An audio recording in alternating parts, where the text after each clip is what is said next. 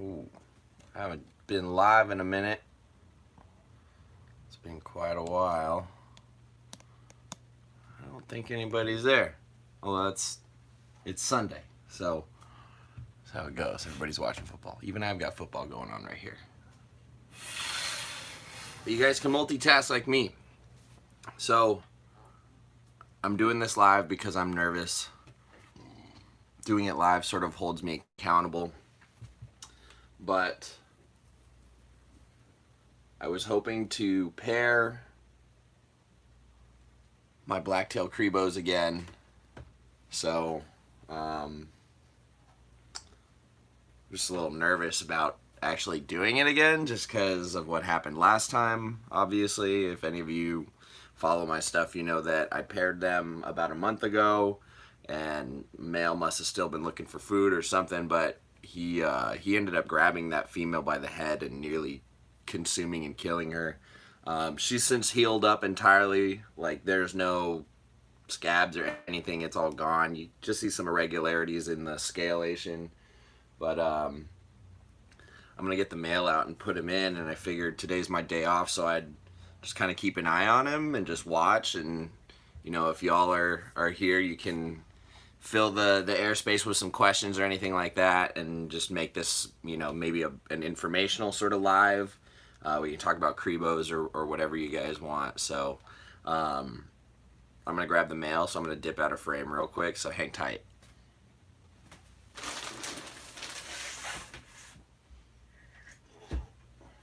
You're filthy. So this dude has been pushing at the door since he shed a few days ago. He only does that when there's food or he's like really interested in females. It hit 69 in here last night. It's been getting pretty cold. So I'm hoping his mind is not on food. What's up, Tim? So for those of you who are just joining me, I'm doing something that's making me really, really nervous right now. I am introducing my male blacktail Cribo in with my female again. And this makes me nervous because these are a snake-eating species, and a month ago he tried to do just that. I think it was an accidental food response. I think they had been together for a few days. He wasn't super pursuant of her, but she would separate herself when she wanted, and there's some hides in here that he can't fit in. And I wasn't here when it happened, so the only thing I can suspect is that, you know, she darted in front of him or something like that. And he just reacted and grabbed her. So after speaking with John Michaels of Black Pearl and getting some reassurance and a lot of other, you know, just motivation and encouragement, I'm doing exactly what he said. Gave him a month to cool down some more, let her heal up, and try again. And so we're trying again. There's not a whole lot going on. So the male is right here, kind of sprawled out across. And so he's just getting to that female in the back there. So my plan is to literally sit here while they figure each other out for a couple hours, just to make sure nothing goes foul. So talk about nerve-wracking. I guess this is good practice for when I get Apodora over there up to size in some years and go to pair them, because ophiophagous snakes like that are known for eating their mates. So blacktail Cribos are the same way. Both of these snakes have been fed, offered, and consumed other snakes as food at times. Anytime I have stillborn babies or hatchlings with deformities that are beyond, you know, what an animal can live with, then they'll be fed off. So it is a normal part of their diet.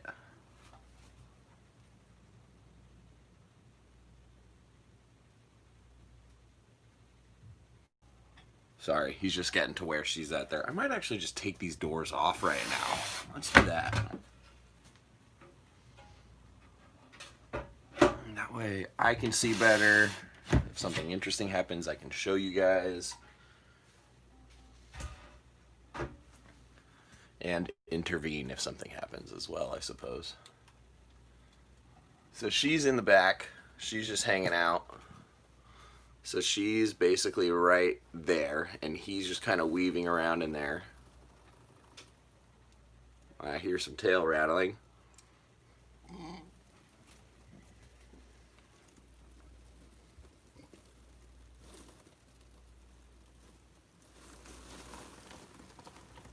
So you can see her right there.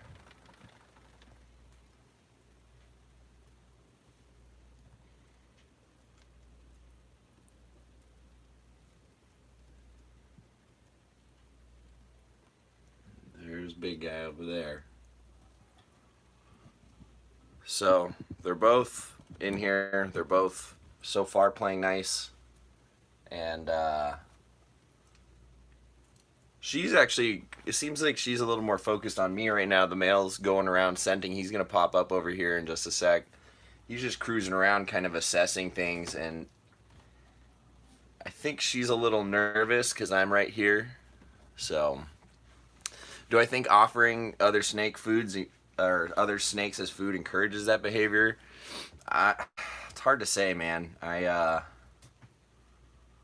don't know. I mean, obviously, if they've never had the taste of snake as food in captivity, it's probably not as an instant reaction, I suppose, or not as quick for them to go that route. But at the same time, I do think it's important for them to eat that in the wild. They do eat a pretty healthy variety of prey items, so I think it's important for their overall biology.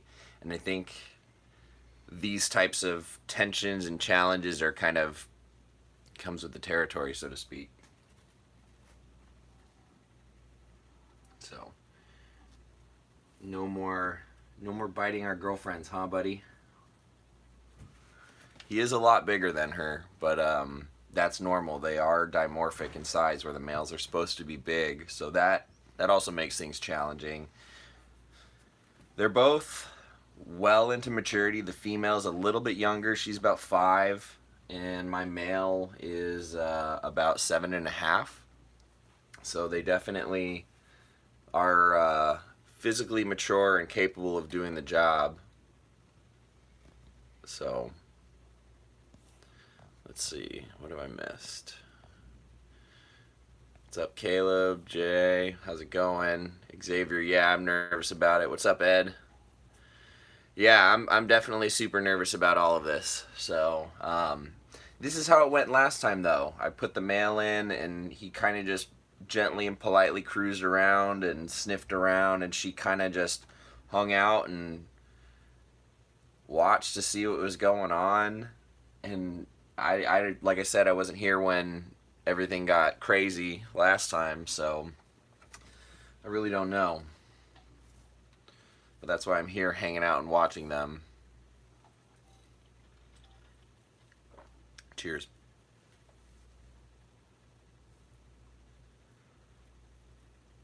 Last time when I introduced them, they started off really well. Everything was great, very cordial. I have plenty of photographs of them kind of lounging together. I don't know what went wrong, other than it was still in the warmer months, warmer time. Now we're not even getting over 65 or so. Hey, be nice. Be nice.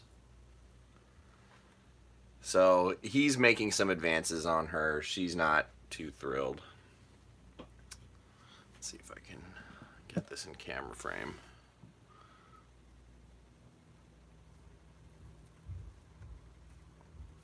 Be nice.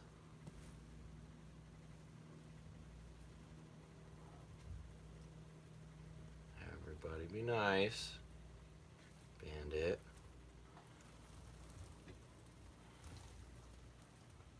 think he's a little more unsure of what's going on than anything. I'm gonna move this tarantula, by the way.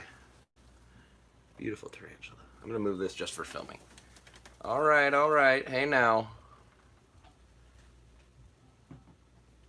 So she's doing the infamous tail wiggle. Lots of rattling of the tail here. Let's see. You're all right. Don't do any of that running stuff, because that's when he starts pursuing. Be confident. Got to give him a good pep talk. So he's not even really like doing much. Do you think she remembers the attack? It's hard to say if she remembers it. I would say yeah, she probably does have that stored in like an experience, like memory style, like they just remember certain instances. So she's definitely on edge, and the tail rattling, that typical colubrid tail rattling, is going on here a little bit. So I do think she's probably a little more on edge than she would be if that hadn't happened. So, for a couple reasons. One, it's a little bit easier for me to access all points of it. This is a 4-footer as opposed to a 6-foot cage, so it's a little bit easier for me to intervene if I need to. And the other thing is I can see really well what's going on, and then it's the female's territory, so it's more comfortable for her. So she knows her escape routes, where she can go hide. Whereas if I put something into the male's enclosure, that's much more akin to the sequence of events when feeding. Introducing another animal into his enclosure is exactly how a feeding situation starts. So the more I can do to take him out of his element and break that thought process, I think it helps make this whole situation go a little bit smoother. She's over here, he's over here. He's still just kind of like tongue flicking around and figuring out exactly what's going on. You know, the fact that she's not really allowing him to advance a ton, but not running away, I think is good. But for my Cribos, I run ambient. The nice thing is my room, the swing in temperatures is kind of an agreeable range for them naturally. So even on the warmest days, it's still tolerant for them. And then in the winter, it allows them that cooling period. So yeah, ambient all the way for these guys, and they do really well. I find if they get too hot, they start rubbing their faces on the glass a little bit more, for looking for cool ways to get out and just pacing, and they'll kind of wear their rostral scales down. The other thing that I notice when they're too hot is their scale condition deteriorates over time. You'll get some bad sheds. You'll get some ripples in there where they look dehydrated, and it's just I don't know. I feel like these guys need lots of moisture. When you get too hot, you just get a really cranky, stressed snake. At least with this species. But that being said, this room has gotten into the high 80s, darn near 90, and you know, the worst that I've seen from them is the male will kind of just be a little high strung, and I just have to watch my fingers when I go to grab them. So there's a lot that we read about as far as the acceptable parameters, and then I think within reason, a few degrees beyond those, it's definitely acceptable for them to handle. They can tolerate quite a bit more than we think. So, but that being said, ambient is definitely the way to go unless you live somewhere where it's super cold. Then, you know, giving them a small basking area or a slightly warmer spot is probably appreciated.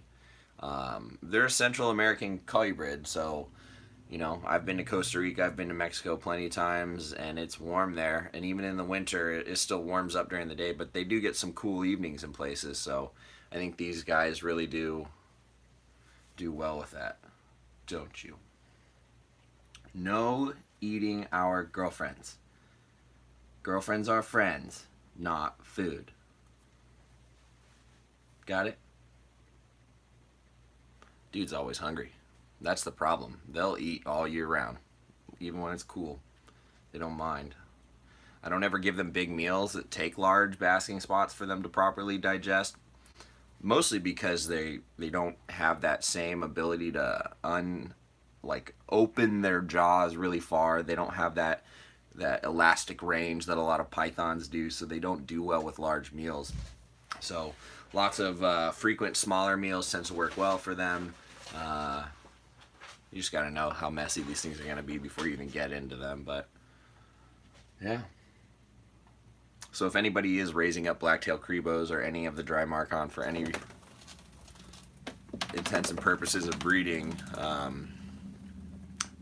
this is what you have to look forward to.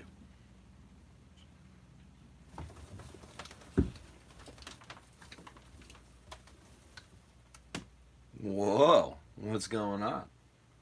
He invaded her corner. Chris, introductions are still going as we speak. We're still doing it. So we'll see the females right here, the males over there. He's literally just kind of sniffing and smelling everything, and she's finding her little spot and hangs out. And then when he gets nearby, she gets upset and takes off. So I think long term, I'm not going to leave him in here for more than what I'm willing to observe them for today, just because her behavior is telling me that she's not ready, she's not acceptable at or cycling right now. Might still be early. Yeah, Chris, this is the same female. She's looking at me right now. She's kind of more focused on me, but then the male cruises around and spooks her.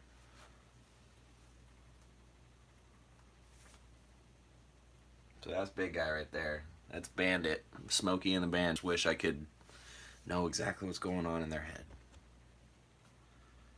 So that's why I'm here watching them. If anyone's just joining the live, I've reintroduced my male black-tailed Cribo Bandit here into the female's cage. So yeah, Tom, unexpected live. I haven't done one of these since Carpets and Coffee, so it's more of me holding myself accountable to, one, actually trying this pairing again. I'm a little gun shy after what happened a month ago. And two, I figured so many people were curious about that I would, publicize it in such a way where, if anybody was curious, they could tune in and ask questions and, kind of learn a little bit more about the species, because when we think about breeding snakes, very few species that are popular and kept in the hobby are notorious snake eaters. There are, a couple species that are well known where those kinds of accidents can happen. And the dry Marcon genus has become a bit popular again over the last few years, because they're basically like a cobra without venom as far as their intensity and behavior and the way they look. They're just really wonderful, wonderful snakes, and there's a lot to enjoy about them.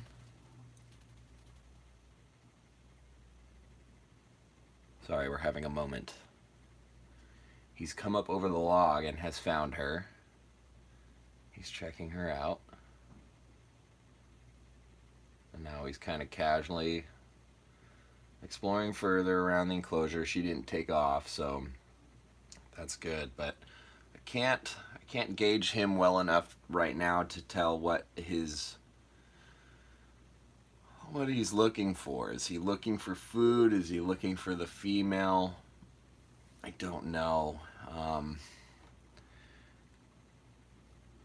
He's right on top of her right now too. How are the Mads doing? They're doing really well as far as I can tell. They're cuddled up on the hot spot. Are they typically seasonal breeders? Yes, they are winter breeders. They like to breed pretty darn early, which is why I'm throwing them together now. You want to breed them, November, December at the latest. and then they cycle and you'll get eggs, February, March sort of a deal. So they definitely go at different times, much earlier than many of the other species I work with. So we shall see. I don't know what's going on. Okay, he's right here. He's coming up on her again. Some Marvin Gaye, huh? Well, then you guys wouldn't hear me rambling. Okay, so he's in her coils there. He's smelling her out, and she's letting it happen. She's not taking off. She's not tail rattling right now.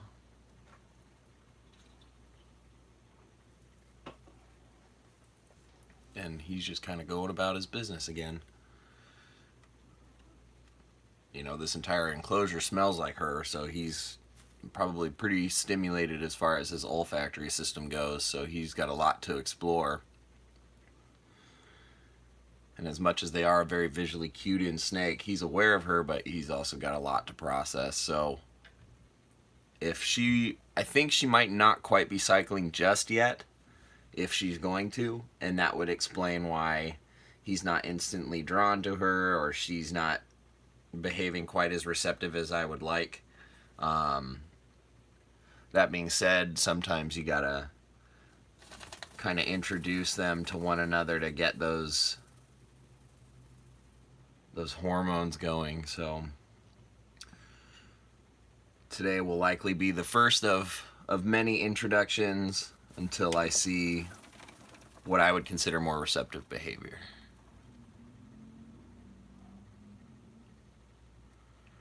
A lot of folks find that they have compatible animals and they can leave them together for extended periods of time without issues. I think my case of the female getting nearly consumed and killed a month ago is probably not as common as it could be. And so I think, if you can tell you have a compatible pair and they're gentle with one another, other breeders are fine leaving them together for short periods of time. I'm obviously very gun shy right now, so I'm not in a period of time just yet until I see something different. Until I see her not doing the tail rattling, fleeing behavior, or just a little more focus from him, I'm just gonna kind of take it very cautiously. You're all right.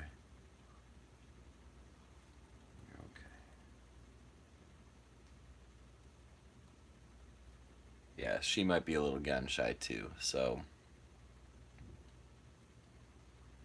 we'll see how this goes. He's still being very cordial. He's just kind of cruising around and smelling things, and as he comes across her, he smells her, but she's freaking out a little bit. So that tells me she's not cycling, and that she's probably not quite ready. Maybe another few weeks, maybe another month. So I think she's definitely not stoked based on last time. I don't know if I could say it's like she's traumatized. I think if anybody's traumatized, it's me. But she's in there. He's in there. They're doing all right. She's actually right now going over to see what he's doing instead of just playing hide and go seek. So I still haven't decided how long I'm going to let this introduction ride. And if you can hear that, that's them rattling their tails. Like, that's her freaking out and just doing the full like, if you've ever worked with rat snakes or corn snakes, they do that. So yeah, Rachel is also probably pretty traumatized from everything too. It's funny, she's kind of doing these little short bursts and tail rattling like he's done something to upset her, but I see him right here just smelling the log, so I'm not... What I'm seeing collectively is that he's casually inspecting everything and she's not too keen on his presence at the moment, even though in the room right now it's 74 degrees and that's probably as warm as it's going to get, so it's pretty cool. I haven't been feeding them that much or very large meals at all. Still keeping up with their metabolism, but it's much smaller meals. She's literally right under his butt, like right there.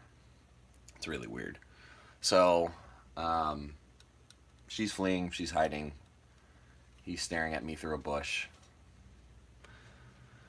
Yeah. So, at least nothing bad's happening, but nothing great is happening either.